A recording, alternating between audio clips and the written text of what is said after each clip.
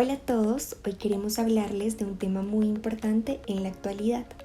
Todos hemos escuchado sobre las declaraciones y los vencimientos del impuesto de renta. Por esta razón queremos explicarte a continuación la siguiente información. Iniciaremos contestando ¿qué es el impuesto de renta y complementarios? El impuesto sobre la renta es un impuesto de orden nacional, directo y de periodo. Es de orden nacional porque tiene cobertura en todo el país y su recaudo está a cargo de la nación. Es directo porque grava los rendimientos a las rentas del sujeto que responde por su pago ante el Estado. Y es de periodo porque tiene en cuenta los resultados económicos del sujeto durante un periodo determinado. Ahora bien, ¿qué es la declaración de renta? Es un documento que agrupa los ingresos, egresos y patrimonio y las inversiones. Es decir, se requiere establecer la utilidad generada por el desarrollo de actividades durante un año, enero a diciembre. Este documento es presentado ante la Dirección de Impuestos y Aduanas Nacionales, también conocido como la DIAN, y es utilizado por el Estado para calcular si el contribuyente deberá pagar impuestos y a cuánto ascenderían sus obligaciones. ¿Cuáles son los aspectos a tener en cuenta? Primero, se deben pagar sobre los ingresos correspondientes al año anterior. Por ejemplo, en el año 2022 se paga la renta del 2021. Segundo, la mayoría de los declarantes no tiene que pagar renta. Y tercero, no se paga por cualquier ingreso, solo por los que aumentan nuestro patrimonio. Es importante saber que los contribuyentes del impuesto de renta y complementarios en Colombia se clasifican en dos grupos. El primer grupo es el de personas naturales y asimilados no obligados a llevar contabilidad. Las personas naturales y las sucesiones ilíquidas están sometidas al impuesto sobre la renta y complementarios. ¿Pero qué condiciones deben cumplir? La primera es que el patrimonio bruto en el último día del año o periodo gravable sea mayor a 4.500 VTs. Luego que los ingresos brutos sean superiores a 1.400 VT. Que los consumos mediante tarjetas de crédito durante el año gravable sean mayores a 1.400 VTs. Que el total de las compras y consumos durante el año gravable superen la suma de 1.400 VTs. Y por último, que el valor total acumulado de consignaciones bancarias, depósitos o inversiones financieras durante el año gravable superen los 1.400 VTs. El segundo grupo es el de personas jurídicas y naturales y asimilados obligados a llevar contabilidad. Pero, ¿quiénes pertenecen a este grupo? Todo aquel que sea considerado comerciante independientemente si se trata de una persona natural o jurídica. Todas las entidades sin ánimo de lucro, ESAL, con excepción de las entidades de derecho público y las juntas de defensa civil. También todos los contribuyentes del régimen tributario especial. Todos los servidores públicos, sean personas jurídicas o personas naturales, que cumplan los requisitos señalados en la Ley 190 de 1995. Las organizaciones de acción comunal, las empresas comerciales que se encuentren en las condiciones previstas en el numeral 3 del artículo 2 de la Ley 590 del año 2000. Y finalmente, aquellas personas naturales y jurídicas obligadas a llevar contabilidad. ¿Cuáles son los costos, gastos y deducciones? Para la procedencia de costos, gastos y deducciones en el impuesto a la renta se deben cumplir una serie de requisitos generales establecidos en el artículo 107 del Estatuto Tributario que dice: son deducibles las expensas realizadas durante el año o periodo gravable en el desarrollo de cualquier actividad productora de renta, siempre que tenga relación de causalidad con las actividades productoras de renta y que sean necesarias y proporcionadas de acuerdo con cada actividad. Es decir, que de allí se derivan tres requisitos esenciales: el de causalidad, que es el gasto que debe ser propio de la actividad económica desarrollada por el contribuyente. Segundo, tenemos el de necesidad, que son los gastos y deducciones necesarias para poder generar el ingreso. Y por último, el de proporcionalidad, que hace referencia a que entre el monto de gasto y el monto del ingreso debe existir una proporcionalidad. ¿Cómo saber si una persona natural debe declarar renta en el 2022? La DIAN establece en cada año tributario unos topes para la declaración de renta en Colombia, relacionados con los ingresos, bienes, compras, consumos, consignaciones y transferencias del año anterior. Se declaran dos tipos de ingresos: los ordinarios, que son productos de trabajo, salarios y honorarios, y las ganancias ocasionales, como lo son los premios o las loterías. Las deducciones al impuesto de renta para personas naturales se determinan por cédulas según el decreto 1625 del año 2016, contemplado en el artículo 1.2.1.20.3. Las rentas exentas y deducciones aplicables a la cédula general no podrán exceder el 40%, que en todo caso tampoco puede exceder de 5.040 VTs, según el artículo 366 del Estatuto Tributario. El porcentaje aquí mencionado se aplicará sobre la base que se obtiene de detraer a los ingresos por concepto de rentas de trabajo, de capital y no laborales los ingresos no constitutivos de renta imputables a cada uno. La depuración se efectuará de modo independiente en las siguientes 3 cédulas. Comenzaremos hablando de la cédula general. En esta cédula se podrán detraer las siguientes rentas exentas y deducciones. La primera es la renta de trabajo, que son las obtenidas por personas naturales por concepto de salarios, comisiones, prestaciones sociales, viáticos, gastos de representación, honorarios, emolumentos eclesiásticos, compensaciones recibidas por el trabajo asociado o cooperativo y en general las compensaciones por servicios personales.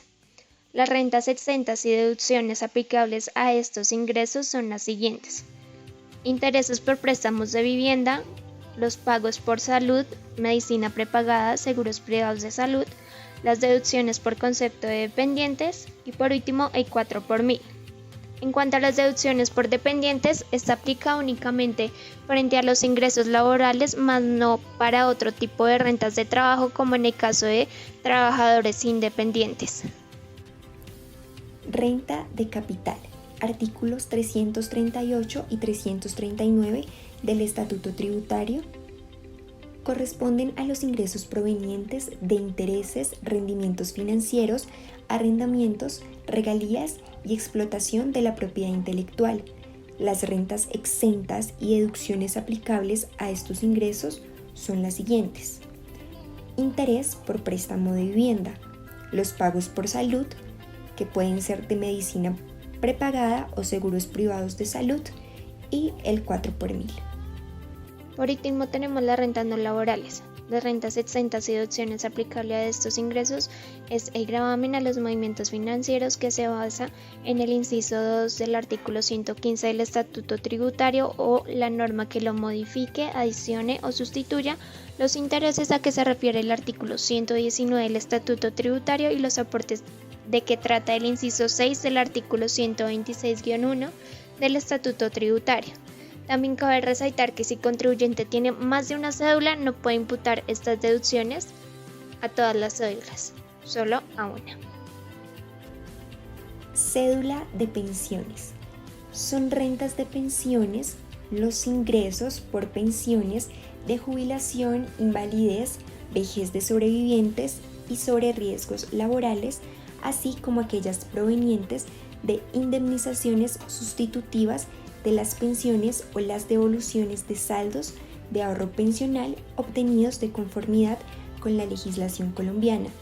La cédula de pensiones no admite deducciones en razón a que el artículo 337 del Estatuto Tributario no las considera.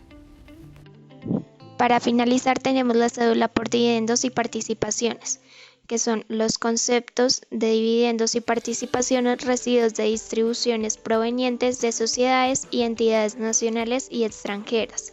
La cédula correspondiente a dividendos y participaciones no admite incluir deducciones. ¿Qué formulario se debe utilizar? El formulario 210. En este formulario se declaran los ingresos por parte del contribuyente, se restan los costos y gastos, deducciones, asociados con la producción de renta y se obtiene la renta líquida, la cual es la base para liquidar el impuesto sobre la renta y complementarios. Encontramos primero el patrimonio, que es la suma de los bienes y derechos apreciables en dinero, es decir, que se puedan valorar, poseídos por la persona, sin tener en cuenta las deudas que tiene, que en este caso serían los pasivos. Segundo, la cédula general. Están especificadas cada una de las rentas que se nombraron anteriormente. Las mencionamos nuevamente, que son las rentas de trabajo, de capital y no laborales, de la casilla 38 hasta la 60. Cédula de pensiones. Se encuentra desde la casilla 68 a la 73. La cédula de dividendos y participaciones la encontramos desde la casilla 74 a la 80.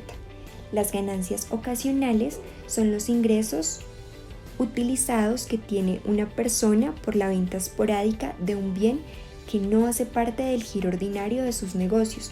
En el formulario la encontramos desde la casilla 81 a la 84. Y por último está la liquidación privada. En esta, los contribuyentes deducirán del total del impuesto sobre la renta y complementarios el valor del impuesto que les haya sido retenido.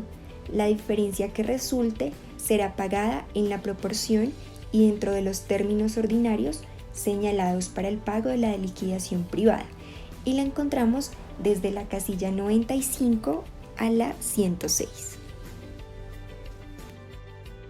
Para el caso de las personas jurídicas es importante tener en cuenta los costos y deducciones. Primero hablaremos de la deducción de los inventarios faltantes por una suma que no excede el 3% de la suma del inventario inicial, más las compras que encontraremos en el numeral 2 del artículo 59 y el artículo 64 del Estatuto Tributario.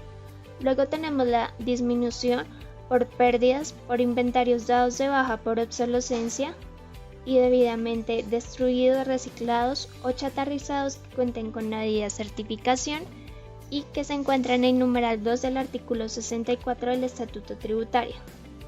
También tenemos atenciones a clientes, proveedores y empleados, tales como regalos, cortesías, fiestas, reuniones y festejos limitados al 1% de los ingresos fiscales netos y efectivamente realizados. Este lo encontraremos en el numeral 1 del artículo 107-1 del Estatuto Tributario. Adicionalmente tenemos los pagos salariales y prestacionales cuando provengan de litigios laborales y se acredite el cumplimiento de la totalidad de los requisitos para la deducción de salarios, que se encuentran en el numeral 2 del artículo 107-1 del Estatuto Tributario. Para finalizar tenemos pagos destinados a programas de becas de estudio totales o parciales y créditos condonables para la educación de los empleados o de los miembros de su núcleo familiar.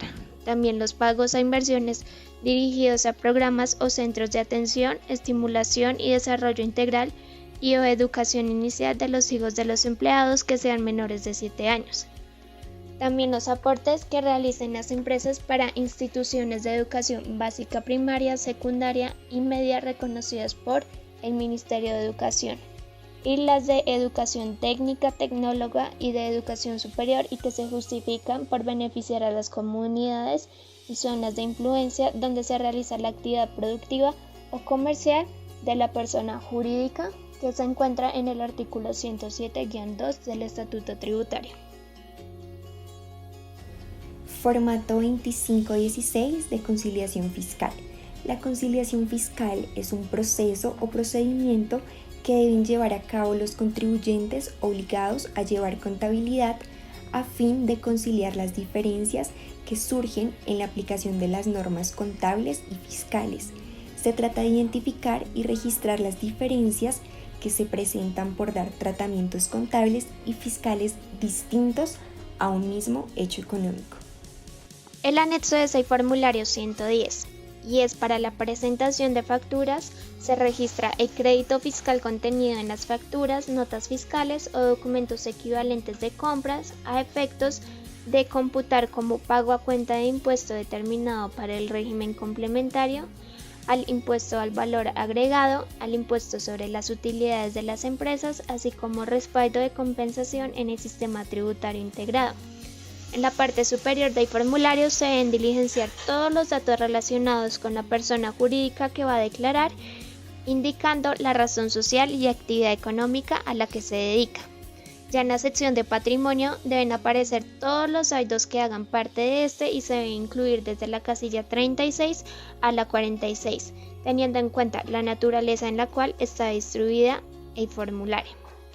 En la parte de ingresos se deberá diligenciar todas las entradas que ha tenido la empresa según lo indique cada casilla del formulario que va desde la 47 a la 61.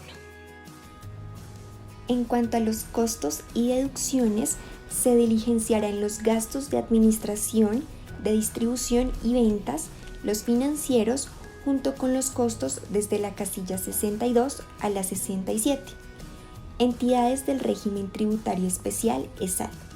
Las casillas 68 y 69 únicamente deben ser diligenciadas por las entidades que se encuentran dentro del régimen tributario especial de conformidad con el artículo 1.2.1.5.1.2 del Decreto Único Reglamentario que realicen o liquiden inversiones según corresponda en los términos del artículo 1.2.1.5.1.22 del Decreto 1625 de 2016. La sección de renta debe diligenciarse desde la casilla 70 a la 79, teniendo en cuenta las instrucciones especificadas en el formulario. En cuanto a ganancias ocasionales, se debe diligenciar los ingresos generados por la venta de las actividades no ordinarias de la empresa desde la casilla 80 hasta el 85, según corresponda. Y finalmente, encontramos la sección de liquidación privada desde la casilla 92 hasta la 115, teniendo en cuenta las retenciones que se hayan practicado junto con los anticipos que se hicieron en el ejercicio contable. Gracias por llegar hasta este punto del video. Esperamos que la información suministrada haya sido de su agrado y de fácil comprensión.